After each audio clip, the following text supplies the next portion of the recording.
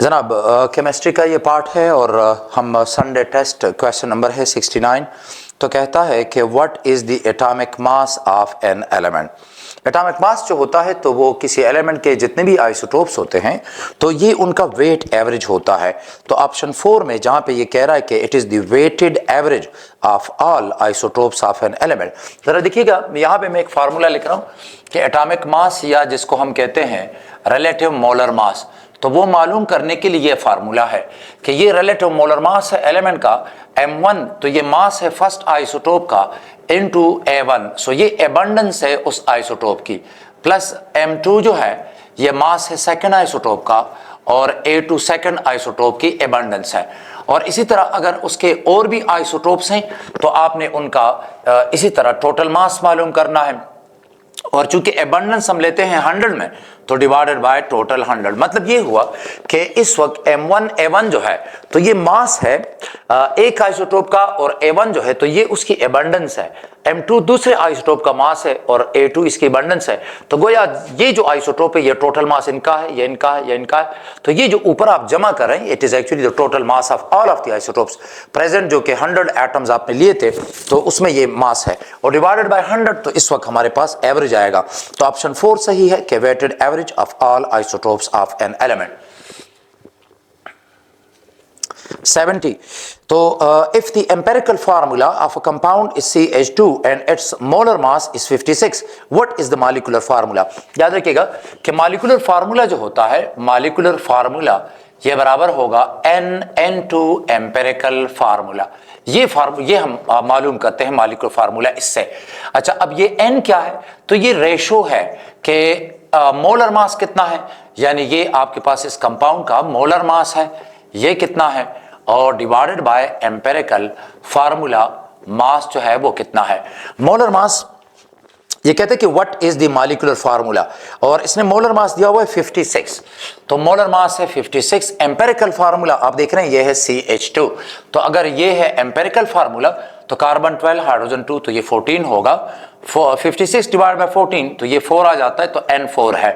तो देखिएगा N की वैल्यू 4 है, एम्पिरिकल फार्मूला है CH2, तो जो फार्मूला है मॉलिक्यूलर वो होगा C4 और H8। ऑप्शन जो है ये है C सही है। ये एक्चुअली सेकेंड ईयर का आपको जो एनालिटिकल केमिस्ट्री है वहां पे ये बात हुई थी, और इस तरह जो स्टेकोमेट्री है तो वहां पे भी एक टॉपिक मौजूद है आपका जो PMDC का सिलेबस है। क्वेश्चन 71 कहते हैं कि 4 mole of A react with 6 mole of B according to the equation, यानी ये इक्वेशन है कि ये है 2 moles of aluminium plus 2 moles of A plus 3 moles of B, बाहम ये मिलते हैं तो प्रोडक्ट प्रोड्यूस होगा C। कहते हैं कि what is the limiting reactant अगर क्या हो 4 मोल्स ऑफ A, यानी अगर ये ले लिया जाए मिसाल के तौर पे 4 मोल और कहता है कि 6 मोल्स ऑफ B, और अगर इसके 6 मोल हों तो लिमिटिंग रिएक्टेंट क्या होगा। देखिए लिमिटिंग रिएक्टेंट वो होता है जो पहले कंज्यूम हो, तो अंदाजा लगाइए कि इसके 2 मोल के लिए 3 है तो इसने सिंपल डबल कर दिया है, तो 2 मोल डबल करके 4, तो उसके लिए फिर 3 मोल डबल करके 6। एक्चुअली जब इसके 4 मोल कंज्यूम हो गए तो इसके 6 मोल कंज्यूम हो जाते हैं, बिकॉज इसके हर 2 मोल के लिए 3 कंज्यूम हो गए, तो 2 को डबल करे 4 तो 4 के लिए 6 कंज्यूम होगा। तो एक्चुअली दोनों ही लिमिटिंग रिएक्टेंट्स हैं, यानी यहां पर ये फोर्थ ऑप्शन करेक्ट है, बोथ A एंड B, यानी बोथ जो है they will be consumed at the same time, कोई भी इनमें से एक्सेस में नहीं है, both will be consumed at the same time, दोनों खत्म हो जाएंगे। नेक्स्ट क्वेश्चन है 72 कि what is the percentage yield if the theoretical yield is 10 grams and the actual yield is 8 grams. तो देखिए परसेंट यील्ड का ये फार्मूला है कि ये आपके पास है थ्योरेटिकल यील्ड, ये एक्चुअल यील्ड है मल्टीप्लाइड बाय 100। जितना आप शॉर्ट कर सकते हैं फार्मूलों को तो वो उतना आप कर लें। तो देखिए थ्योरेटिकल यील्ड ये कहता है कि ये 10 ग्राम है, 10 ग्राम आना चाहिए, 8 आ गया है, अब मल्टीप्लाइड बाय 100 तो ये कैंसिल होगा, तो ये वैल्यू आती है 80, तो इसका है ए ऑप्शन 72 में ए ऑप्शन करेक्ट है। 73 कहते हैं कि what does the Aufbau principle state regarding electronic configuration. Aufbau principle actually German word है आफ्पा और इसका मतलब होता है कंस्ट्रक्शन। तो ये बिल्डिंग का प्रिंसिपल है, मतलब एटम में हम उस सब एनर्जी लेवल को या उस ऑर्बिटल को भी हम पहले फिल करते हैं कि जिसकी एनर्जी सबसे कम होती है, यानी उस सब शेल को पहले फिल करें जिसकी एनर्जी कम है, और फिर सब शेल में ऑर्बिटल्स होते हैं। तो इस तरह भी आप कर सकते हैं कि वो ऑर्बिटल जिसकी एनर्जी कम होगी उसको आप पहले फिल कर देंगे। तो 73 में सेकंड ऑप्शन जो है वो करेक्ट है। 74 कहते हैं कि which of the following represents the correct set of quantum number for an electron in a 3p orbital. ये बड़ा कॉमन क्वेश्चन है। देखिएगा 3p की बात हो रही है तो याद रखिए कि n की वैल्यू 3 है और ये p है, तो l की वैल्यू देखिए l जो है वो 0 1 2 3 इस तरह, चूंकि ये 3 है तो l की वैल्यू होगी 0 1 2। चूंकि p की बात हो रही है तो l एक्चुअली इसके लिए 1 बनता है। तो आप इन दो क्वांटम नंबर की मदद से मालूम कर सकते हैं। n की वैल्यू 3 है तो l की वैल्यू क्या होगी, वो 1 होगी। तो ऑप्शन सी जो है वो करेक्ट है। जरा देखिएगा क्लोज ऑप्शन अगर आप देखेंगे, ए ऑप्शन गलत है कि उसमें n की वैल्यू 3 है लेकिन l 0 है। जब l 0 होगा तो ये 3s की बात हो रही है। और बी ऑप्शन इसलिए गलत है कि n की वैल्यू 2 है, जनाब ये तीसरे शेल की बात हो रही है 3p। सी ऑप्शन करेक्ट है कि n की वैल्यू 3 है यानी 3 और l की वैल्यू 1 है यानी 3p, और 3p में फिर आगे px py pz कोई हो सकता है। डी ऑप्शन भी गलत है। तो 75 में फिर कहते हैं कि which quantum number determines the shape of an orbital. देखिए शेप ऑफ द ऑर्बिटल तो ये होता है हमारे पास एजीम्यूथल क्वांटम नंबर। जो एजीम्यूथल क्वांटम नंबर है l, अगर इसकी वैल्यू 0 है तो ये फिर स्फेरिकल होगा और s सब शेल है, और अगर l की वैल्यू आ जाती है 1 तो फिर ये p सब शेल है कि जिसमें फिर 3 ऑर्बिटल होते हैं, डम्बल शेप p ऑर्बिटल होता है। तो 75 में बी ऑप्शन है, जो शेप है, shape of the orbital, which quantum number determine the shape of an orbital, तो that is azimuthal quantum number. अच्छा, और मैग्नेटिक क्वांटम नंबर जो है तो ये ओरिएंटेशन बताता है कि इलेक्ट्रॉन px में होंगे, py में होंगे, pz। मैग्नेटिक शेप नहीं बताता। मैग्नेटिक जो है ऑर्बिटल, मैग्नेटिक क्वांटम नंबर जो है तो ये ऑर्बिटल की orientation and the magnetic field ये बता रहा होता है। 76 कहते हैं which of the following is correct electronic configuration for sulphur. तो अगर आप सल्फर को देखेंगे तो ये ऑक्सीजन है, सल्फर है और सिलीनियम और टेल्यूरियम और इस तरह पोलोनियम है। क्योंकि ये इसका तीसरा पीरियड है, देखेंगे दूसरा तीसरा चौथा इस तरह का पीरियड है, तो ये तीसरे पीरियड में है, पी ब्लॉक में है और पी ब्लॉक का ये चौथा ग्रुप है। तो 3p4 कॉन्फ़िगरेशन आएगी। तीसरा पीरियड है, पी ब्लॉक है और पी ब्लॉक का ये चौथा ग्रुप है। तो कॉन्फ़िगरेशन इसकी आ जाती है 3s2 3p4, यानी ए ऑप्शन सही है। 77 कहते हैं कि which of the following is a postulate of the kinetic molecular theory of gases. तो केएमटी का कौन सा ये पोस्टुलेट है? तो अगर आप पहले को देखें कि gas molecule attract each other, तो केएमटी ने कहा था, काइनेटिक मॉलिक्यूलर थ्योरी ने, कि जो गैस मॉलिक्यूल्स हैं उनकी एक दूसरे के साथ कोई अट्रैक्शन नहीं होती, यानी नेग्लिजिबल होती है। एक्चुअली तो कहा था कि नहीं होती। दूसरा ये है कि B gas molecules are in constant random motion. तो सेकंड ऑप्शन करेक्ट है कि gas molecule occupy a significant volume. नहीं, केएमटी ने कहा था कि एक्चुअल वॉल्यूम गैस का जो है वो नेग्लिजिबल है। अच्छा, तो ये जो डी ऑप्शन है कि gas molecule lose energy when they collide, no, KMT ने कहा था कि जो कोलिजन होती हैं दे आर इलास्टिक कोलिजन, कोई एनर्जी लूज नहीं होती, कोई एब्जॉर्ब नहीं होती। तो 77 में बी ऑप्शन जो है ये सही है। 78 कहते कि द गैस कांस्टेंट आर जो है it has which of the following unit. आसान सी बात है कि गैस कांस्टेंट आता कहां से है। देखिएगा ये है PV is equal to nRT। तो आर के लिए ये बराबर होगा pressure volume divided by N और T। तो यूनिट जो आएगा, प्रेशर का यूनिट आप लेते हैं कॉमन तो एटमॉस्फेयर होगा, वॉल्यूम का लीटर है, फिर ये है पर मोल और ये होगा पर मोल, और फिर टेम्परेचर है तो टेम्परेचर यहां पे केल्विन में है, तो ये यूनिट आता है, यानी एटमॉस्फेयर लीटर पर मोल पर केल्विन। यहां पर है ए ऑप्शन। 79 कहते हैं कि the deviation of real gases from ideal behaviour is due to. Real gases क्यों डिविएट करती हैं आइडियल बिहेवियर से? बिकॉज रियल गैसेस में दो बातें हैं। एक तो ये है कि हाई प्रेशर पे इनका जो एक्चुअल वॉल्यूम है वो नेग्लिजिबल नहीं होता, और दूसरी बात यह है कि हाई प्रेशर पे मॉलिक्यूल इस हद तक करीब हैं कि चूंकि वान डेर वाल ने कहा था कि बिफोर एवरी कोलिजन जब मॉलिक्यूल जो होते हैं वो इस तरह इंटरमीडिएट डिस्टेंस पे हों सो दे अट्रैक्ट ईच अदर, सो इनमें अट्रैक्शन होती है। हाई प्रेशर पे जो एक्चुअल वॉल्यूम है वो नेग्लिजिबल नहीं है, और हाई प्रेशर पे जो इंटरमॉलिक्यूलर फोर्सेस हैं तो वो भी नेग्लिजिबल नहीं है। तो ये कहता है कि deviation of real gases from ideal behaviour that is due to molecular attraction and the volume of the gas molecules, यानी एक्चुअल वॉल्यूम। ए ऑप्शन सही है। 80 कहते हैं which of the following substance exhibits hydrogen bonding. तो hydrogen bonding ज़ाहिर है CO2 में नहीं है, CH4 में नहीं है। CH4 में लंदन फोर्सेस हैं, इंटरमॉलिक्यूलर फोर्स की बात हो रही है। CO2 नॉन पोलर है तो लंदन फोर्सेस है। H2O में हाइड्रोजन बॉन्डिंग है। 80 में सी ऑप्शन है। 81 कहते कि बॉइलिंग अकर्स व्हेन, बॉइलिंग कब होती है? बॉइलिंग तब होती है कि जब किसी लिक्विड का, मिसाल के तौर पे ये लिक्विड है, इस लिक्विड का जो वेपर्स का प्रेशर है, ये कंटेनर है और यहां से वेपर जा रहे हैं, तो जब वेपर्स का प्रेशर जो है वो एटमॉस्फेयर के प्रेशर के बराबर हो जाए, यानी ये जो इधर से है वेपर प्रेशर ये बराबर हो जाता है एटमॉस्फेयर के प्रेशर के, तो फिर सरफेस पे कोई प्रेशर रहेगा नहीं।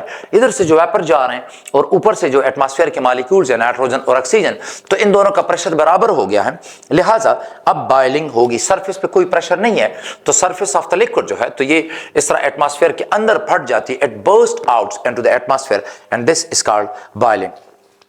Boiling occurs when vapour pressure equals the external pressure. A option सही है। 82 कहते कि anomalous behaviour of water at 4 degree centigrade. Anomalous behaviour water का जो है 4 डिग्री सेंटीग्रेड पर क्यों होता है? Water has maximum density at 4। कैसे? जरा देखिएगा कि अगर ये हमारे पास मिसाल के तौर पे डेंसिटी एक्सेस है, ये है डेंसिटी एक्सेस और ये है टेम्परेचर एक्सेस, तो याद रखिएगा कि अगर आप 4 डिग्री सेंटीग्रेड से आप टेम्परेचर बढ़ाते जाएं तो देखें 4 डिग्री सेंटीग्रेड ये टेम्परेचर है 4, तो इस पे डेंसिटी जो है ये मैक्सिमम होती है।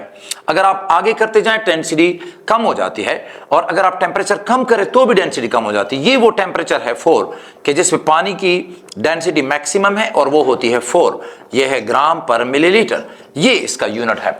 तो ये इस वक्त है इसकी जो डेंसिटी है 1 होती है 4 पे, और अगर 4 से आगे जाएं तो भी डेंसिटी कम हो जाती है, ग्राफ नीचे आ रहे हैं, और अगर आप इस 4 से टेम्परेचर कम करें तो भी डेंसिटी कम हो जाती है, यानी बर्फ जो है तो वो एक्सपेंडेड होती है, तो दैट्स व्हाई बर्फ जो है वो पानी की सतह पे जो है वो तैरती रहती है।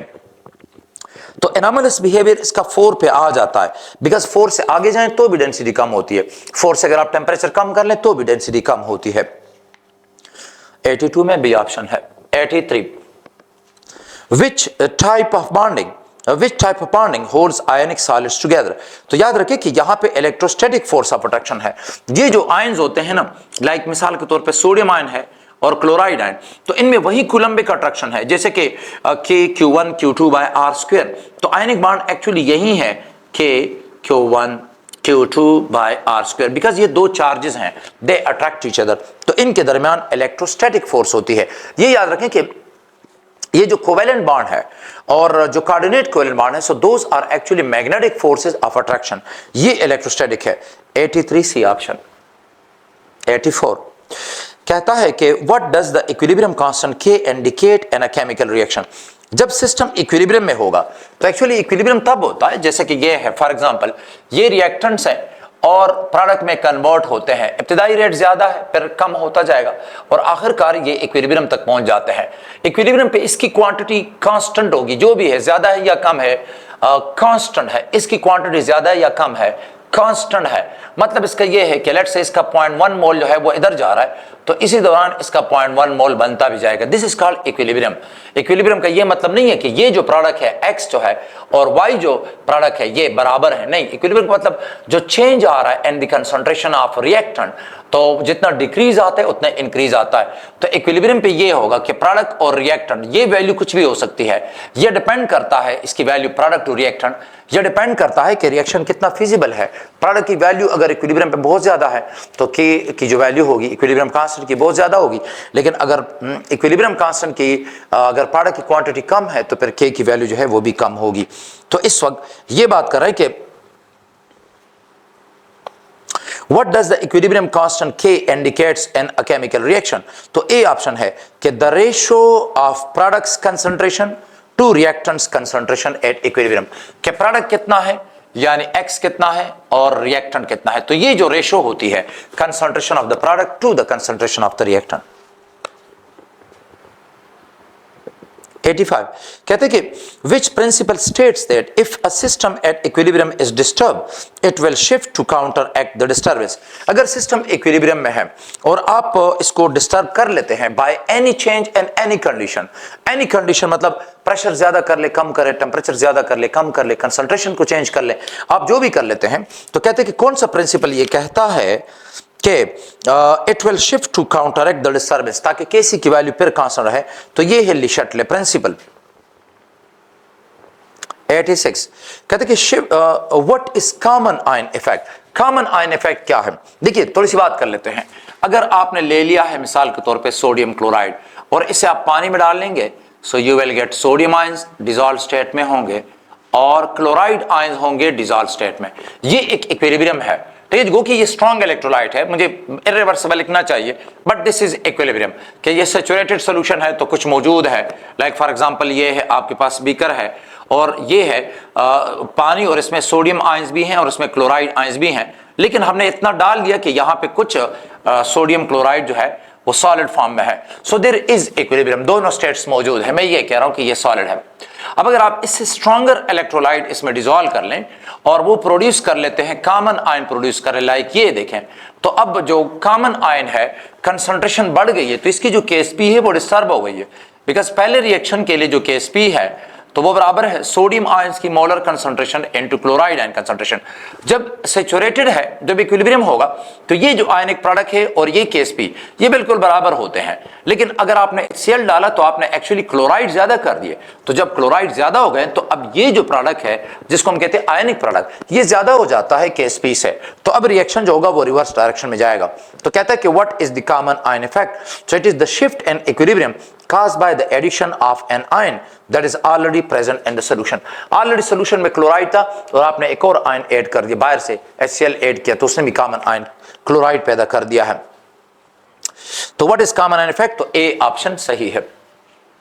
87 कहते कि in the synthesis of ammonia by the Haber process which of the following condition is used to maximize yield? तो आपके पास अगर ये Haber process है, लाइक ये देखें नाइट्रोजन गैस है और हाइड्रोजन गैस है और ये इक्विलिब्रियम बना लेते हैं, ये अमोनिया हमारे पास है NH3 और गैसियस स्टेट में, तो ये Haber process है।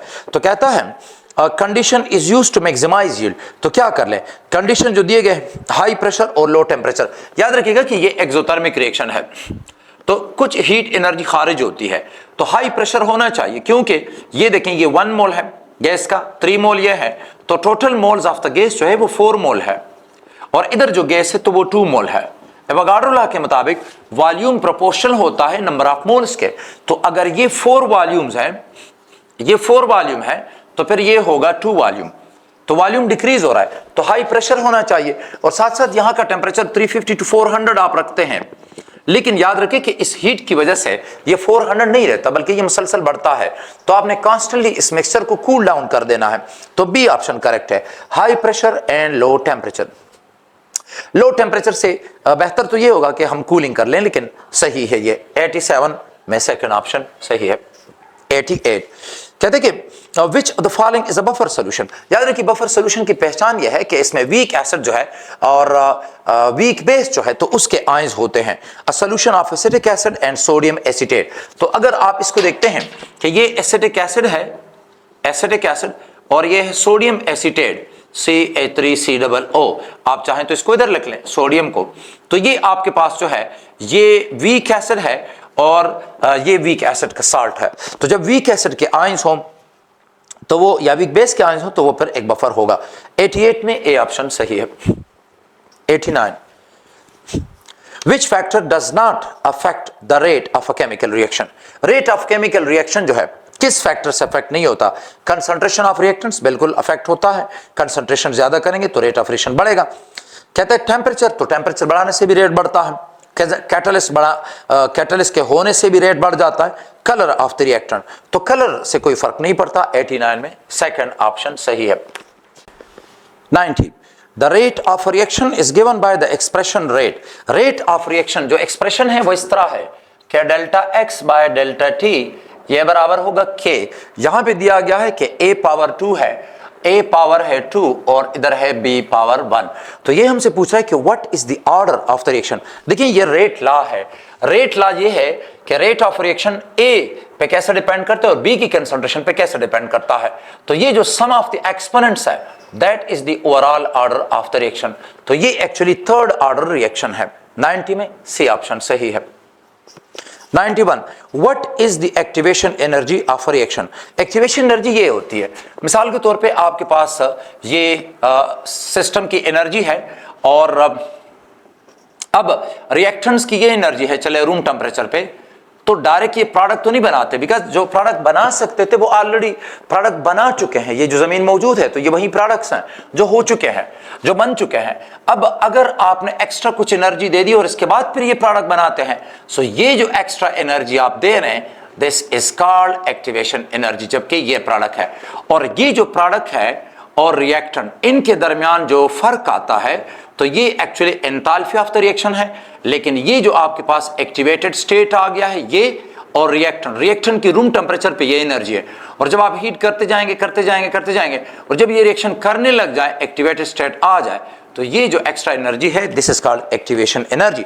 सो the minimum energy required for reactants to form an activated complex. 91 में बी ऑप्शन सही है। 92 in a reaction with rate constant K, if the temperature is increased, how does the rate constant typically changes?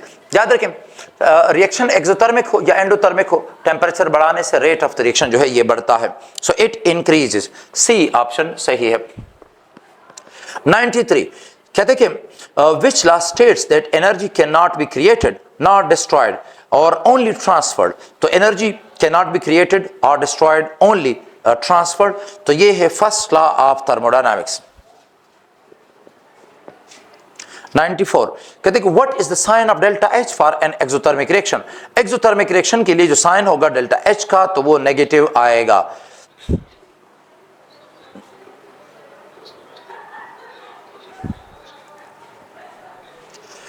अच्छा next जो है 95 determine the enthalpy change of a reaction from. अच्छा ये जो है कहते कि कैलकुलेट, ये जो नेक्स्ट है कि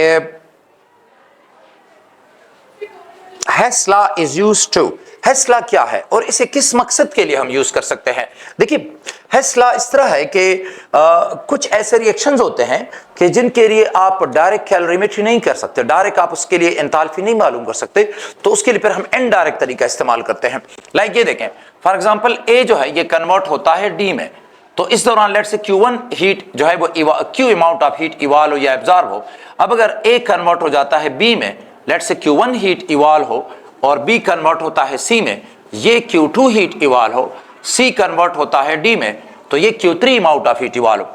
अच्छा अब ये जिधर से दो रास्ते स्टार्ट हो रहे हैं ये इनिशियल स्टेट है और डी जो है ये फाइनल स्टेट है। हेस कहता है कि ये Q जो होगा ये बराबर होता है Q1 plus Q2 plus Q3। इसको हम तब इस्तेमाल करते हैं कि जब हम ये Q1 मालूम कर सकते हैं प्रैक्टिकली, डायरेक्ट कैलोरीमेट्री कर सकते, Q2 भी कर सकते, Q3 भी कर सकते हैं, तो इन तीनों को मिला के तो फिर आप Q मालूम कर सकते हैं। सो ये कि कल ये जो हेस लॉ है, Hess law is used to, तो ये सही है कि determine the enthalpy change of reaction from the sum of the enthalpy changes of individual steps. 95 में बी ऑप्शन सही है। 96 के ये फिर कहते हैं कि what is the standard state of a substance. Standard state क्या मतलब, एंथैल्पी मालूम करने के लिए तो स्टैंडर्ड स्टेट जो है वो हम RTP लेते हैं, यानी it is the physical form of the substance at 1 atm and 298 kelvin. यानी याद रखें कि जो स्टैंडर्ड स्टेट होता है एंथैल्पी चेंज के लिए, स्टैंडर्ड स्टेट जो होगा that is taken at RTP room temperature pressure पे, ये हम लेते हैं। तो 95 में बी ऑप्शन है और 96 में ये होगा physical form of substance at 1 atm and 298 kelvin. 96 में ए ऑप्शन सही है। 97 कहते कि temperature of 1 mole of a substance, ये कहता है कि which term describes the heat required to raise the temperature, which term describes the heat required to raise the temperature of 1 mole of a substance by 1 degree centigrade at constant pressure. तो देखिए अगर आपके पास एक substance है और ये 1 मोल है और आप इसका टेम्परेचर बढ़ा देंगे 1 डिग्री सेंटीग्रेड और 1 केल्विन, तो ये जो आपने हीट दे दी है, इस हीट को हम कहते हैं कि ये मोलर स्पेसिफिक हीट है। मोलर स्पेसिफिक हीट, तो मोलर स्पेसिफिक हीट जो है ये अमाउंट ऑफ हीट है जो कि 1 मोल सब्सटेंस का टेम्परेचर 1 डिग्री बढ़ा दे। 97 में सी ऑप्शन है। 98 कि in a redox reaction the species that gains electron is, तो रिडॉक्स रिएक्शन में जो इलेक्ट्रॉन गेन कर लेता है हम कहते हैं ये रिड्यूस हो गया है, तो सेकंड ऑप्शन इसमें से ही है।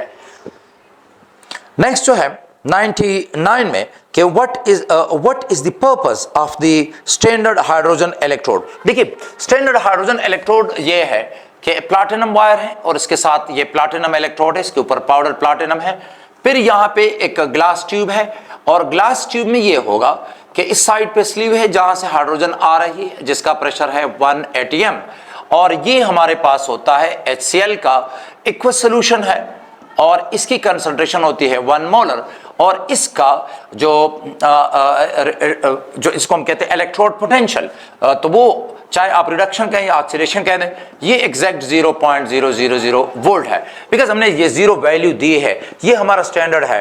तो ये हमारे पास है स्टैंडर्ड हाइड्रोजन इलेक्ट्रोड कि जिसमें 2 किस्म के रिएक्शन होने के चांसेस हैं, क्योंकि यहाँ पे हाइड्रोजन मॉलिक्यूलर आ रही है और यहाँ पे हाइड्रोजन आयंस भी है। तो याद रखें एक इक्विलिब्रियम ये है कि मॉलिक्यूलर हाइड्रोजन और इधर जो डिसॉल्व्ड हाइड्रोजन है, एक इक्विलिब्रियम यह है। दूसरा इक्विलिब्रियम यह है कि जो डिसॉल्व्ड हाइड्रोजन है और वो प्लैटिनम इलेक्ट्रोड पे जो डिपॉजिटेड है एडसॉर्ब, दूसरा इक्विलिब्रियम उसका है। तो यहां पे ये स्टैंडर्ड हाइड्रोजन इलेक्ट्रोड है, तो ये किस मकसद के लिए इस्तेमाल होता है। क्वेश्चन 99 में ये कहा जा रहा है कि what is the purpose of the standard hydrogen electrode यानी to serve as a reference electrode with a defined potential of 0 volt. तो ए ऑप्शन यहां पर सही है और 0 वोल्ट की ये वैल्यू हमने दी होती है इसे। 100 में कहते हैं कि which method is used to balance redox reaction. Redox reaction आप कैसे बैलेंस करते हैं, इसको हम आयन इलेक्ट्रॉन मेथड के जरिए बैलेंस करते हैं या ऑक्सीडेशन नंबर मेथड के जरिए बैलेंस करते हैं। तो 100 क्वेश्चन में सेकंड ऑप्शन सही है। जो भी रिडॉक्स रिएक्शन है, मतलब ऐसे रिएक्शन जिनमें इलेक्ट्रॉन लॉस हो और गेन हो, तो उनको आप जनरली ऑक्सीडेशन नंबर और जो रिडक्शन नंबर है उसकी मदद से आप बैलेंस करते हैं। नेक्स्ट क्वेश्चन है कि what does the electrode potential of an electrode represent. Electrode potential क्या रिप्रेजेंट करता है, ये रिप्रेजेंट करता है कि tendency of the electrode to gain और लूज इलेक्ट्रॉन। फॉर एग्जांपल अगर हम हाइड्रोजन इलेक्ट्रोड के साथ कॉपर अटैच करें तो कॉपर का जो पोटेंशियल आता है कॉपर का, तो वो इसके मुकाबले में ज्यादा है, यानी ये वैल्यू बनती है प्लस 0.34 वोल्ट। हाइड्रोजन के साथ जब कॉपर इलेक्ट्रोड इधर अटैच कर ले, यानी ये कॉपर मेटल हो और ये जो वोल्टेज मेजरिंग इंस्ट्रूमेंट है ये पर सॉल्ट ब्रिज है, कॉपर मेटल मौजूद है, यहाँ पे कॉपर के आयंस हैं, तो कॉपर का ये पोटेंशियल आता है जो रिडक्शन पोटेंशियल है, एबिलिटी टू गेन इलेक्ट्रॉन। लेकिन अगर हम जिंक लगा दें और जिंक जो है ये इलेक्ट्रॉन गेन कर सकता है, तो इसका जो पोटेंशियल आएगा उसके मुकाबले में माइनस है, तकरीबन 0.76 वोल्ट आ जाता है। इसका मतलब ये है कि कॉपर का जो पोटेंशियल है वो स्टैंडर्ड हाइड्रोजन इलेक्ट्रोड से ज्यादा है, उसका 0 है, और जिंक का जो है वो कम है। तो लिहाजा जो स्टैंडर्ड हाइड्रोजन इलेक्ट्रोड है वो जिंक से इलेक्ट्रॉन ले लेता है, लेकिन जो कॉपर आयंस हैं वो स्टैंडर्ड हाइड्रोजन इलेक्ट्रोड से इलेक्ट्रॉन लेते हैं, बिकॉज उनका पोटेंशियल जो है वो 0 से ज्यादा है।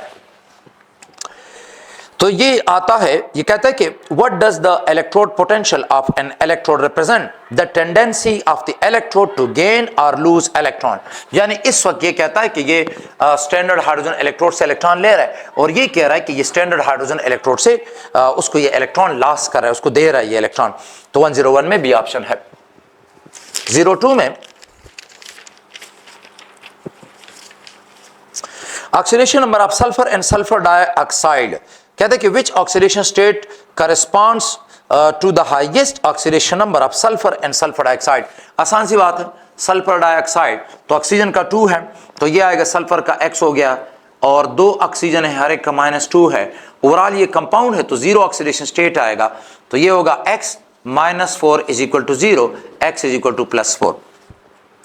102 में बी ऑप्शन है।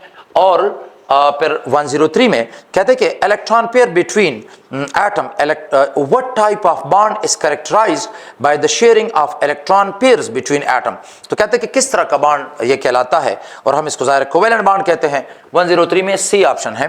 104 कि which of the following type of bond is found by the overlap of orbital along the axis between to sigma bonds, sigma between two atoms, यानी अलोंग द एक्सिस कुछ इस तरह होगा, लाइक फॉर एग्जांपल कि ये axis है और एक ऑर्बिटल ये है और दूसरा ऑर्बिटल इसी के साथ ये ओवरलैप कर जाए, तो याद रखें कि ये इन दोनों न्यूक्लियाई के दरमियान सिग्मा बॉन्ड बन गया है।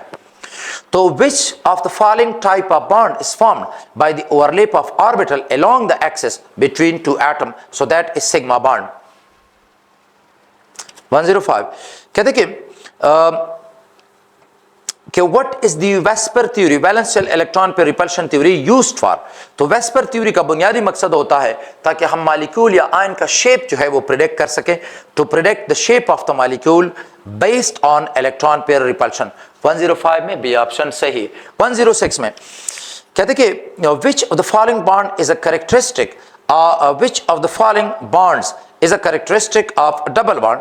तो जो डबल बॉन्ड होगा तो उसमें 1 सिग्मा होगा एंड 1 पाई बॉन्ड, तो 1 सिग्मा और 1 पाई बॉन्ड। याद रखें कि अगर सिंगल बॉन्ड है so it is a sigma bond, लेकिन अगर डबल बॉन्ड है तो फिर इसमें 1 सिग्मा 1 पाई है, और अगर ट्रिपल बॉन्ड है तो फिर इसमें 1 सिग्मा और 2 पाई बॉन्ड्स होते हैं। 107 formation of multiple bond in organic compounds, ये कहते हैं कि विच element is commonly associated with the formation of multiple bond in organic compound. तो याद रखें कि मल्टीपल बॉन्ड तो नाइट्रोजन के भी बनते हैं, ऑक्सीजन के भी हैं, लेकिन जो कॉमनली एसोसिएटेड है that is carbon. So which element is commonly associated with the formation of multiple bond in the organic compound, so that will be carbon. 107 में बी ऑप्शन है। 108 कहते कि what is the general formula for alkanes. तो alkanes का जनरल formula ये आता है, देखिए ना, इस तरह कार्बन कार्बन कार्बन ये इस तरह होते हैं कार्बन, और हर कार्बन के साथ 2 हाइड्रोजन अटैच है। दैट्स वाई हम इस फार्मूले में हर कार्बन के साथ 2 हाइड्रोजन अटैच है, तो हम इस कार्बन के साथ, चूंकि अगर n कार्बन है और हर एक के साथ 2 हाइड्रोजन है तो CH2 तो इसलिए हमने लिखा CN और H2N, और +2 ये जो हम लिखते हैं तो एक्चुअली एक ये हाइड्रोजन है और एक ये हाइड्रोजन है। तो अल्केन्स आ जाएंगे 108 में, डी ऑप्शन है। 109 कहते कि which of the following compound is an example of an ester. तो कहते एस्टर इनमें से कौन सा है। यहां पर एस्टर याद रखें कि एस्टर ऐसे कंपाउंड है कि जिनका ये फंक्शनल ग्रुप होता है, ये है। तो इथाइल एसीटेट, तो अगर आप कर देंगे ये है एसीटेट ग्रुप, ये और ये हो गया इथाइल, तो ये जो इथाइल है एसीटेट ये एस्टर है। 110 कहते कि what type of reaction occurs when an alkene reacts with hydrogen gas. Simple सी बात है कि अगर ये अल्कीन है और ये रिएक्शन करता है हाइड्रोजन के साथ, तो जाहिर है ये एक रिडक्शन रिएक्शन है, या आप इसे कह सकते हैं ये हाइड्रोजनेशन रिएक्शन है। हाइड्रोजनेशन 111 में कहता है कि which of the following substituent is a strong electron withdrawing group and has a significant meta directing effect on benzene ring. तो कहते हैं इलेक्ट्रॉन विथड्रॉइंग कौन सा है और मेटा डायरेक्टिंग कौन सा है। अच्छा, तो ये है कि which of the following substituent is strong electron withdrawing group and has a significant meta directing effect on benzene ring, तो that will be carboxylic acid. जरा देखिएगा कि ये है आपके पास बेंजीन रिंग, ये है C डबल बॉन्ड O और फिर OH। याद रखिए इलेक्ट्रॉन विथड्रॉइंग ग्रुप की एक बड़ी खासियत है, वो ये है कि जो एटम अटैच होता है तो वो आगे, यानी मैं इसकी बात कर रहा हूं कि ये कार्बन अटैच है तो आगे इसके मल्टीपल बॉन्ड होते हैं, तो that will B electron withdrawing group. Electron withdrawing group की ये पहचान है, एक यह है। और दूसरा इस तरह भी होगा कि जो अटैच है, मिसाल के तौर पे जो अटैच है उस पे पॉजिटिव चार्ज हो सकता है, लाइक मैंने NH3 लिखा है इधर, और इस पे तो ये इलेक्ट्रॉन विथड्रॉइंग ग्रुप की एक ये पहचान है, एक ये है कि जो एटम है मल्टीपली बॉन्डेड होगा आगे, और या फिर ये होगा कि उस एटम पे पॉजिटिव चार्ज होगा। तो इस वक्त ये कार्बोक्सिलिक एसिड ग्रुप मौजूद है। बिकॉज बाकी जो है, तो अगर आप मिथाइल को देखें तो वो भी इलेक्ट्रॉन विथड्रॉइंग नहीं है, बिकॉज देखें कोई मल्टीपल बॉन्ड नहीं है। ये है कार्बन, तो कार्बन है और आगे फिर इसका कोई मल्टीपल बॉन्ड नहीं है। दूसरा अगर आप लेते हैं मिसाल के तौर पे OCH3, तो इसे देखें, ये है ईथर का ग्रुप है, ये है O और फिर CH3, तो ऑक्सीजन बॉन्डेड है, कोई मल्टीपल बॉन्ड नहीं है। आखिर में NH2 भी है इस तरह कि ये है बेंजीन रिंग और ये है नाइट्रोजन, और आगे ना तो नाइट्रोजन पे पॉजिटिव चार्ज है और ना ही इसका आगे मल्टीपल बॉन्ड है। इसके साथ कंफ्यूज ना हो, ये पॉजिटिव चार्ज है। तो इलेक्ट्रॉन विथड्रॉइंग ग्रुप की ये पहचान होती है, ये मल्टीपल बॉन्ड होगा या फिर उस एटम पे पॉजिटिव चार्ज होगा। 111 में ए ऑप्शन है, और 112 में फिर कहता है कि आयोपिक नेम ऑफ टॉल्यूइन इज, तो टॉल्यूइन इस तरह है कि अगर आप यहां पे लगा लेते हैं CH3 तो ये होगा मिथाइल बेंजीन। याद रखें कि मिथाइल बेंजीन है, CH3 जो है ये फंक्शनल ग्रुप नहीं है। तो 112 में बी ऑप्शन है। 113 तो ये है कि विच functional group is characterized by the presence of carbonyl group। देखिए which functional group is characterized by the presence of carbonyl group। Carbonyl group जो है, तो पहले कहते हैं अल्कोहल, ईथर, अमीन और कीटोन। कीटोन में कार्बोनाइल ग्रुप होता है, ये कार्बोनाइल ग्रुप है, कार्बन डबल बॉन्ड ऑक्सीजन। तो अगर ये अटैच होगा बेंजीन के साथ फॉर एग्जांपल या किसी और के साथ, सो ये हमारे पास है carbonyl group.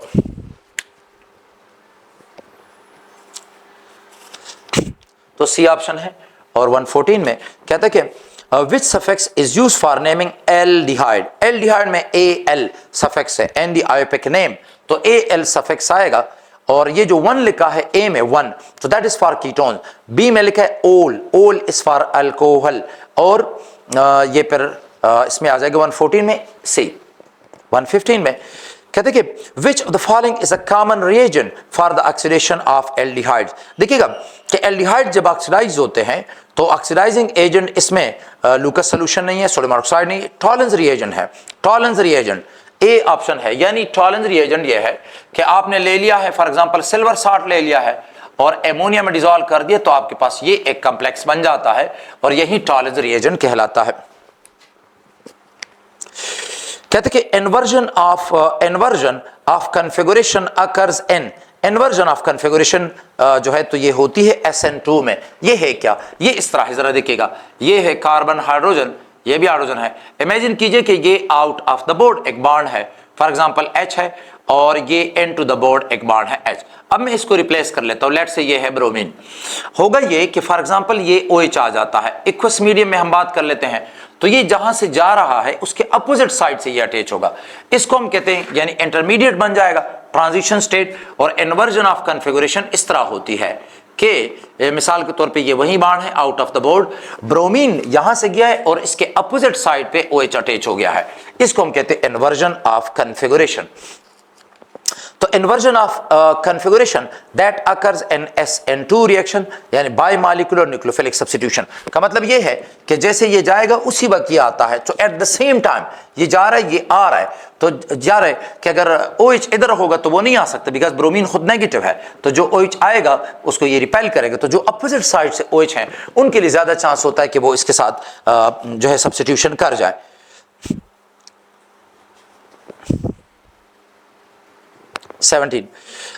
Which reagent is commonly used for the reduction of ketone. देखिए रिडक्शन के लिए जो हम इस्तेमाल करते हैं तो लिथियम एल्यूमिनो हाइड्राइड इस्तेमाल कर सकते हैं, सोडियम बोरोहाइड्राइड इस्तेमाल कर सकते हैं, और भी रिएजेंट्स हैं। यहां पे है सोडियम बोरोहाइड्राइड, तो बिकॉज ये नेसेंट हाइड्रोजन प्रोड्यूस करता है, तो फिर अगर आप एल्डिहाइड को आप इसकी मदद से रिड्यूस करते हैं तो ये वापस अल्कोहल में कन्वर्ट हो जाते हैं। 18 कहते कि which of the following statement is true about ketone. Ketone के बारे में कौन सी बात सही है। They are not readily oxidise, ketone oxidise नहीं होते आसानी से। अगर आप इनको कभी ऑक्सीडाइज करना भी चाहें तो फिर ये होगा कि ये इस तरह ऑक्सीडाइज नहीं होते, बल्कि ये बॉन्ड टूटेगा तो आगे फिर आप इसको ऑक्सीडाइज कर सकते हैं। They are not easily oxidise. 118 में बी ऑप्शन है। 19 में फिर ये कहता है कि which of the following is a derivative of carboxylic acid. Carboxylic acid के डेरिवेटिव्स यानी वो कंपाउंड जो कि कार्बोक्सिलिक एसिड से बनाए जा सकते हैं वो है acid halide, acid amide, acid anhydride asters. तो ये इसके यहां पे इसने एसाइल हैलाइड दिया हुआ है। एसाइल हैलाइड ये वाले कंपाउंड्स हैं कि ये आ गया है R C double bond O और आगे फिर हैलोजन है। तो 119 में ए ऑप्शन है और 120 में फिर यह है कि what is the effect of increasing the chain length of carboxylic acid on it's boiling point. मतलब ये है तो कार्बोक्सिलिक एसिड इस तरह COOH, तो अब ये जो चेन है ये कितना बड़ा है, इससे क्या फर्क पड़ेगा? जाहिर है जितना ये चेन बड़ा होगा लंदन फोर्सेस बढ़ जाती हैं, मॉलिक्यूलर वेट बढ़ जाएगा। तो कहते हैं boiling point increase, yes that is the best option. 120 में ए सही है। 21 कहते हैं कि which level of protein structure refers to the sequence of amino acid and a polypeptide chain। तो देखिए जब amino acid, so this chain of amino acid this is called primary protein structure। तो ये प्राइमरी स्ट्रक्चर है। Secondary तब बनेगा जब ये अमीनो एसिड आगे फिर हाइड्रोजन बाहर निकल लेते हैं। तो 12 में फिर 21 में सी है। 22 कहते हैं कि which type of bond stabilises the secondary structure of protein. So secondary structure को स्टेबलाइज करने वाला जो होता है वो हाइड्रोजन बॉन्ड है, डी ऑप्शन।